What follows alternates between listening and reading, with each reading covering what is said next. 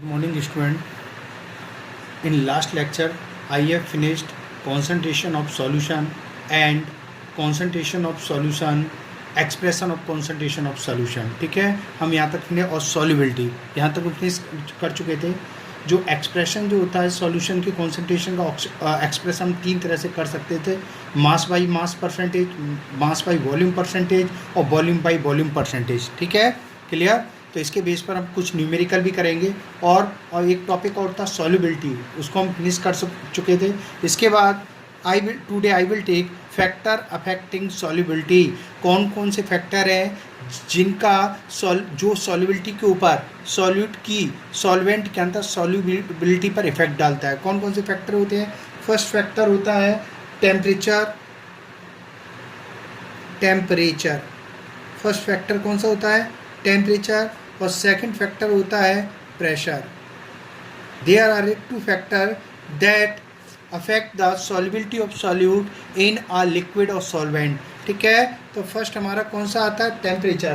तो अगर कोई सॉलिड सॉल्यूट है, ठीक है, सॉलिड सॉल्यूट है हमारे पास, ठीक है, क्लियर. इसको हम किस में डिजॉल्व कर रहे हैं? इन लिक्विड में. ठीक है, जब किसी सॉल्यूट को लिक्विड में डिजॉल्व करते हैं, ठीक है, तो इसकी सॉल्युबिलिटी जो होती है, इस सॉल्यूट की solubility in the liquid directly proportional होती है किसके? टेम्परेचर के. टेम्परेचर बढ़ाएंगे सॉल्यूट लिक्विड में उतनी ही तेजी के साथ सॉल्यूबल होगा. तो ठीक है, तो हम लिखेंगे solubility is directly proportional to the temperature. Clear.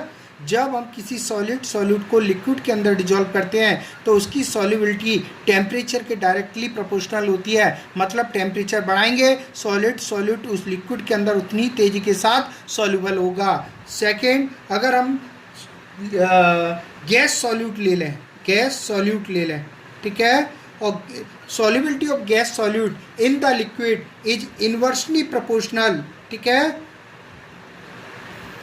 in liquid inversely proportional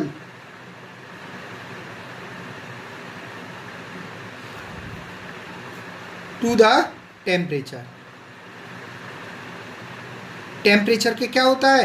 inversely proportional होता है. अगर गैस सॉल्यूट ले लें, ठीक है, उसको लिक्विड में डिजॉल्व करें तो हमें टेम्परेचर कम रखना पड़ेगा. टेम्परेचर ज़्यादा रखेंगे कि गैस के मॉलिक्यूल्स की काइनेटिक एनर्जी ज़्यादा इंक्रीज होगी, और ज़्यादा इंक्रीज होगी वो दूर दूर भागने की कोशिश करेंगे, लिक्विड में डिजॉल्व नहीं होंगे. ठीक है, अगर हमें गैस सॉल्यूट को लिक्विड में डिजॉल्व करना है तो टेम्परेचर हमें क्या करना पड़ेगा?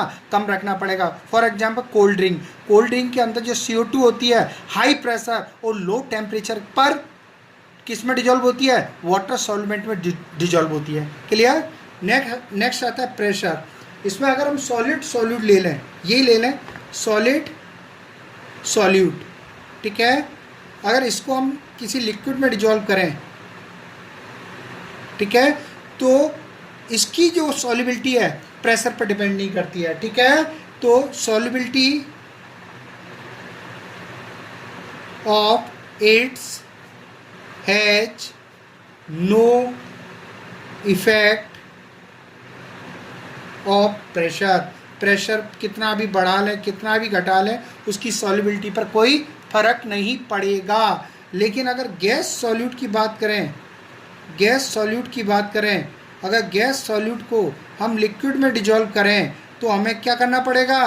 प्रेशर बढ़ाना पड़ेगा. तो इसकी जो सॉल्युबिलिटी होगी, गैस सॉल्यूट की सॉल्युबिलिटी,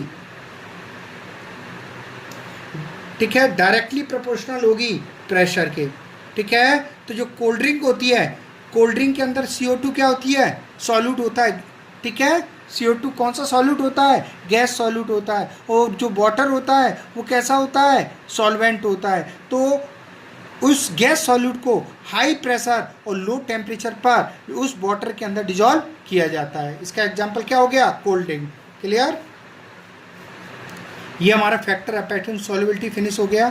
ठीक है, अब लेते हैं हम कॉन्सेंट्रेशन टर्म, जो हमने कॉन्सेंट्रेशन पढ़ा था, ठीक है, उससे रिलेटेड न्यूमेरिकल लेते हैं. तो first numerical I will take, ठीक है, एक सॉल्यूशन है जिसमें क्या मिला हुआ है? एक सॉल्यूशन के अंदर 50 ग्राम कॉमन सॉल्ट, ठीक है, एक सॉल्यूशन बनाया। सॉल्यूशन कैसे बनाया? 50 ग्राम हमने कॉमन सॉल्ट लिया जो कि किसकी तरह काम करेगा? सॉल्यूट की तरह काम करेगा, ठीक है। और वाटर किसकी तरह काम करेगा? सॉल्वेंट की तरह काम करेगा, ठीक है। हमने ये सॉल्यूट लिया कितना? 50 ग्राम। इसको हमने 450 ग्राम वाटर में डिजॉल्व किया, ठीक है, एक सॉल्यूशन बनाया, ठीक है। अब ये पूछ रहा है इस सॉल्यूशन का कॉन्सेंट्रेशन क्या होगा? Calculate the concentration of solution. इस सॉल्यूशन का कॉन्सेंट्रेशन क्या होगा, ठीक है। तो कॉन्सेंट्रेशन, आंसर क्या होगा इसका? कॉन्सेंट्रेशन ऑफ सॉल्यूशन क्या होता है? फॉर्मूला बता चुका हूँ, equal to mass of solute, mass of solute divided by mass of solution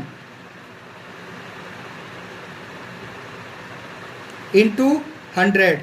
हम इसको ऐसे भी लिख सकते हैं, mass of solute plus mass of solvent, दोनों का टोटल करके क्या आएगा? मास ऑफ सॉल्यूशन आएगा, ठीक है।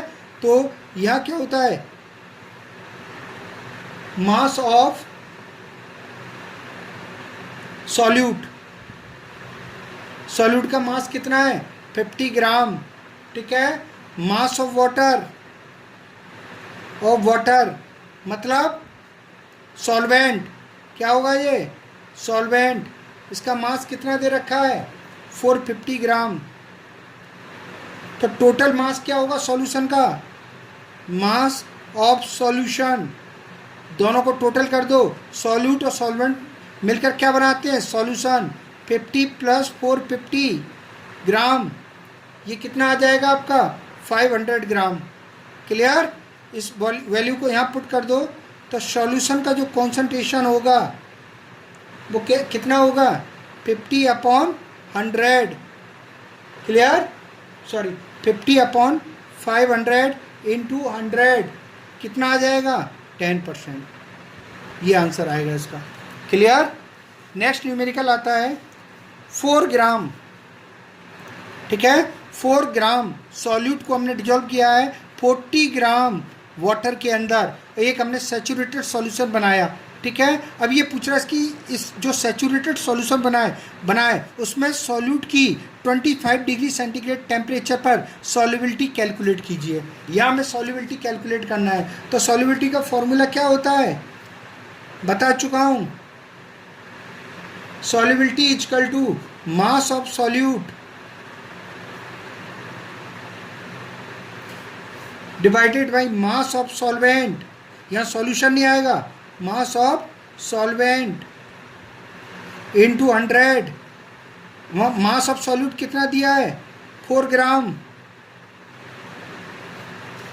मास ऑफ सॉल्वेंट कितना दिया है? 40 ग्राम इंटू 100, ठीक है। ग्राम से ग्राम कैंसिल, तो ये कितना आ जाएगा? इसको आप सॉल्व करोगे ये 10 ग्राम के समथिंग आएगा।